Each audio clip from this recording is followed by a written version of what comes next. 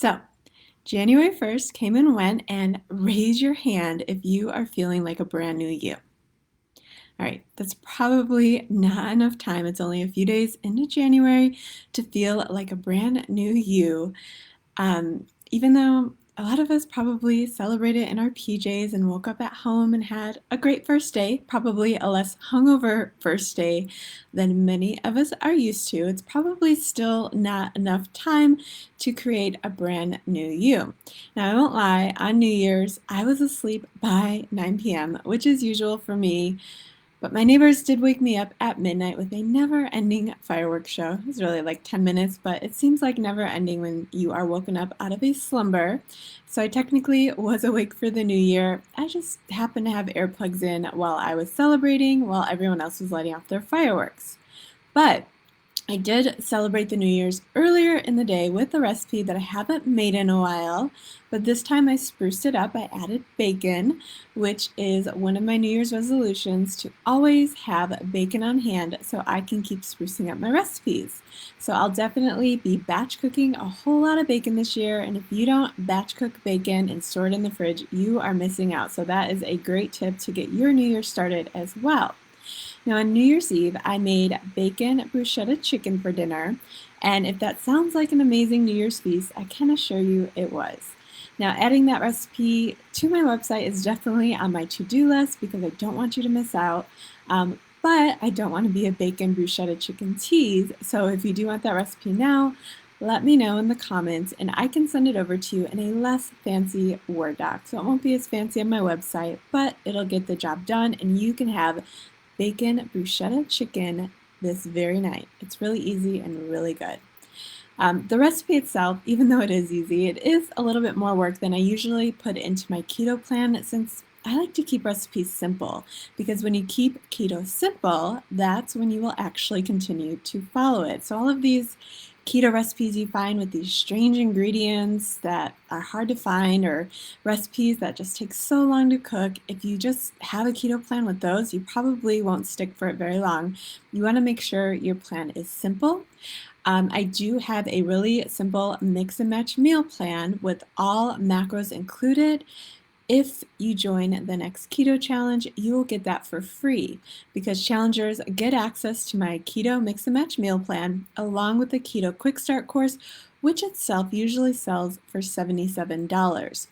But when we hold these live challenges and you jump into the 3-week challenge, you get that mix and match meal plan, all macros included, the quick start course, 3 weeks of live coaching, and a chance to win $500. Plus a whole lot of momentum when it comes to helping you reach your goals this year. So the next challenge, just so you know, it kicks off 2 weeks from today. I can't believe how quickly it is coming up. It is right around the corner, and we will be kicking off the next keto challenge with a live masterclass a week from tomorrow, January 12th. And in that class, we're going to review 3 big mistakes that kept our challengers stuck before the keto challenge. So whether or not you decide to jump in the keto challenge, it's definitely worth showing up to the masterclass because a lot of these mistakes are actually taught to us. I followed them too for years and they kept me stuck, and it wasn't until I stopped making them that I finally saw not only progress, but progress that lasted. So you'll definitely want to join us at our master class. Any previous challengers watching, let everyone know just how much fun you had in the last keto challenge because even though it was a stressful time, we still had a lot of fun. But if you want to get in that masterclass, go to eatingfatisthenewskinny.com/masterclass to get registered for the live event. Now, as much fun as it is to talk delicious food and getting amazing results in only 3 weeks, today we are here to talk about your not to-do list. Now I see Paula's on and CJ's on. Hi, CJ came in third in the last keto challenge. She asked if it would taste as good with turkey bacon. Yeah, if you're used to turkey bacon, then I'm sure it would taste just fine. Of course, you could always leave the bacon out altogether if you don't want to use it. But it's definitely delicious. Hi, Anna and Ellen, both previous challengers, and all Keto Decoded members. Okay, so I just mentioned that my to-do list is about a mile long right now because the holidays just passed. I had my kids with me every second of the day. My little one is still on break until Wednesday, so he might be busting in here again. Um, and it's really hard to get anything done when you're constantly hearing, Mom, can I have another snack? Mom, look at me, look at this. Mom, I have to go poop. Yes, that happens all day, every day in my house. And we all lead busy lives, yet we come into each fresh new year with a list of things to get done in order to be the best new version of you. Now, if you did happen to start a new diet on Friday, or if you're just getting back on track with where you left off before the madness of the holidays hit, then you probably have a to-do list like step on the scale and take your measurements because you need to know where you're getting started. Maybe some of you have cry over how fat you've gotten over the holidays on your list. But if you do, I want you to take that one off because living your life from a place of who you used to be, of what happened to you in the past, is not going to help you get to your goals. You need to learn how to live in the present and act as if you already are the version you want to be. But that's a topic for a different day. So just scratch it off your list and we'll get back to that one. But maybe your list looks like go grocery shopping, clean out your cabinets from all the holiday junk food that's left over. Maybe you want to start exercising every morning, or even write down what you eat in your journal every day. So these are all the typical things that you'll put on your to-do list when it comes to getting back on track with your diet, whether you write them out or they're just floating around up in your head. Now, if you do have a ton of diet stuff floating around in your head, journaling is a great way to get all of those thoughts out so you don't start feeling overwhelmed. There was a 5-minute morning pages journal challenge that I posted last week in the group. I saw a few of you were trying it out, so I definitely want to hear how that's going. If you missed that post, let me know so I can tag you on it because it's 5 minutes in the morning and it'll really set you up for a better day. So let me know and I can tag you on that too. So just even 5 minutes in the morning can help you get closer to your goal each day. Now, something else that will help you move closer to your goal this year is finally making a not to-do list. Hi, Fran.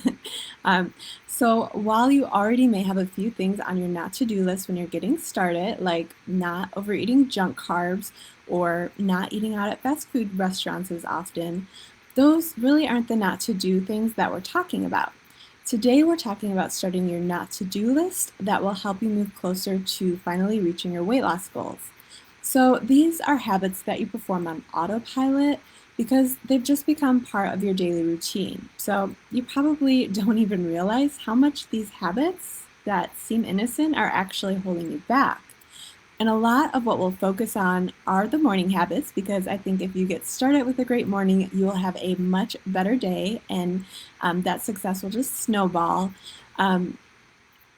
So we want to talk about some of the morning habits, but we'll talk about some of the afternoon habits as well. Now, while setting up your not to-do list, take time to ask yourself which morning habits are you wasting time on. And I'm not just talking about weight loss completely. We're also talking about just what daily habits are you wasting your time on? Which habits are you doing on autopilot that you don't even realize are holding you back from having a more successful day? Now, a lot of people, first thing in the morning, they wake up and they watch the news. I know when I lived in Chicago, I loved the WGN morning news. They're hilarious, and I would wake up and watch that while I was getting ready. Maybe you start your day by you just reach for your phone, hopefully turn out of airplane mode because you don't want your phone in regular mode next to you all night. So if you keep it by your bed, make sure you turn it into airplane mode or preferably store it across the room away from you. But maybe you pick up your phone and you start scrolling social media right away. Maybe you're wasting too much time looking for everything you need to start your morning workout because you went into the new year with a fresh goal of working out every morning, but you didn't get ready the night before, and now you're spending so much time trying to find your clothes, trying to find your water bottle, your lock, everything you need for a workout that by the time you find it all, you don't have time to work out or you just don't feel like it. What about later in the day? Is your house a clutter bomb? Like maybe mine tends to be with 2 kids, a dog, and a husband. It can be a clutter bomb. So are you spending too much time just simply reorganizing all of that clutter instead of just getting rid of the stuff you no longer need? This past weekend, I got rid of a ton of stuff that has just been sitting around for like 2 years. I didn't even go through a lot of it because if I haven't touched it in 2 years, what am I going to do with it? So I can definitely tell you from experience that you can waste a lot of time just simply reorganizing the same junk week after week. Whereas once you finally get rid of it, clear it from your space, that really frees up a lot of time that you can use to focus on your goals instead. And it also helps you free up a lot of space in your mind because if you're not constantly thinking about having to clean up your house or declutter again, it'll help you because just living in a less cluttered environment, even though you don't subconsciously know it, you're thinking about it and it's taking up space in your brain that you could be using to reach your goals. So something else that you could be wasting your time on is listening to someone else complain about their life or maybe their lack of progress that they're having in their diet. Because even though you think you're just being a good friend by listening to someone else complain, doing this day after day, being a good friend day after day, will start to drain you of all of the positive energy that you have. And it will completely zap the mindset that's necessary for you to actually move closer to your goals. So, what are the kinds of things that you can add to your not to do list, especially in that first hour of the day? Because if you were here last week, we talked about how using even just 15 minutes in that first hour of the day can be a complete game changer. So, some of the things that you can remove from your morning routine include checking the news, checking your email first thing, just save that for later in the day, scrolling your social media feeds, because you'll probably get in a bad mood from all of the drama that you see on the news, in your social media feed, or probably in your email.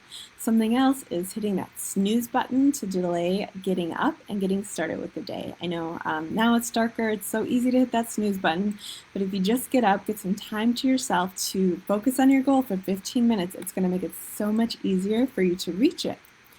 And of course, while we're talking about your not to do list, this can extend far beyond the morning. So things like waiting until the last minute to think about what you'll eat next, and then realizing that you don't have anything that's going to fit into your macros. Something else is waiting till the end of the day to add up how many carbs you ate, and then you realize that you're over your carb budget again because you waited too long to count them. So make sure you're adding those up as you go, or even first thing in the morning. Something else is not taking time to chew your food. So you don't realize how full you actually feel until you've already eaten too much. So definitely chew slowly and listen to your body's signals, because even though you're following macros, you still, at the end of the day, you really want to listen to how your body feels, not macros that have been calculated on some random calculator. I see Fran said that we lost the connection. Hopefully we come back, otherwise I'll do this again. Okay, so let me know in the comments if you could think of anything else that should be added to your not to do list, because I know we all have a lot of bad habits. Maybe we don't even realize we have them until you actually start writing this stuff down and you figure out which habits you perform on autopilot that aren't helping you reach your goals. So if you are ready to start your not to do list, I do have a worksheet that I put together along with a quick exercise that can help you figure this out. So if you want that worksheet, I don't want to go through it all here because it'll take a while, but definitely leave a comment below and I will message it right over to you. Now, last week in the group, I posted a quote that said, "You don't break a bad habit, you just replace it with a good one." And if you're wondering what all of this morning routine and habit stuff has to do with weight loss when everyone else out there is just giving you tips on how to start keto this time of year, forming solid habits that will help you move your progress forward in smaller increments really has everything to do with finally reaching your weight loss goals. So all lasting weight loss is getting rid of the bad habits that led you to where you are now, a place that you don't want to be, and forming better habits to turn you into the person you aspire to be. And that all that's really standing in your way of who you are now and who you want to be are the habits that you follow consistently every day. So things like you'll have to replace your habit of having a bagel and fruit each morning with a new habit of taking a few extra minutes to cook up bacon and eggs. So not only will that set you up for a great morning, since it will help keep insulin spikes low, but it'll also help you feel full for a lot longer, and you'll see a lot more progress than you will with bagel and fruit. Something else, you can replace your habit of sitting on the couch first thing in the morning with a cup of coffee while watching the news, and instead you can start a new habit of laying your exercise clothes out the night before. So when you wake up, you're ready to go and you can get at it before your mind starts making excuses of why you shouldn't exercise. You'll be able to cross off exercise off your to-do list first thing in the morning, have it done, and you're setting yourself up for a great day. You can replace your daily habit of having something sweet, like an hour or two after dinner each night, with just no longer eating after dinner. Start an intermittent fasting routine. Now, if you really do need something, maybe you can have a cup of calming tea. Of course, we want to promote sleep, so no tea with caffeine, but if you can find a calming tea that will help relax you and get you ready for bed, that might be a better habit. So there are definitely, obviously, different strategies you can research to help you lose weight. Keto is one of them. But if you're only following keto strategies as a quick fix plan, and you're not actually making the habit changes that eventually turn into lifestyle changes, then you're basically doing all of this hard work for nothing, because you'll eventually just regain everything you lose when you don't develop the right habits. I definitely know that from experience, so I can tell you all about it. So it's good. It's all about getting rid of the bad habits and replacing them with better habits that lead to a lifestyle where it's just easy to maintain the results you got once you get there. Now, again, I put together that habit list. I see that Carla wants it and Fran, so I'll definitely get that over to you. And anyone else that wants to send me a comment, I'll send it right over. Of course, if you really want to take your results to the next level, make sure you register for our next live masterclass, and you can register for that at eatingfatisthenewskinny.com/live masterclass. TC and I will be live next Tuesday, January 12th at 12 p.m. Eastern to kick things off for the next keto challenge. We are going to share 3 things that most dieters get wrong that keep them stuck. I'm telling you, these are the things people are telling you to do, and we are telling you that they will keep you stuck. They kept me stuck. They kept a lot of our challengers stuck, so you don't want to miss it. We want you to have a successful year this year. Okay, that is all I have. I will see you back next week at the same Healthy Fat time, same Healthy Fat channel, to wrap up how you can put the last few habit videos together, so that way you can form a strategy that will give you the motivation and momentum you need to make 2021 your healthiest year yet. So if you haven't watched the last few videos yet in the group, make sure you go back and watch them, because we're going to wrap it all up in a nice little bow next week.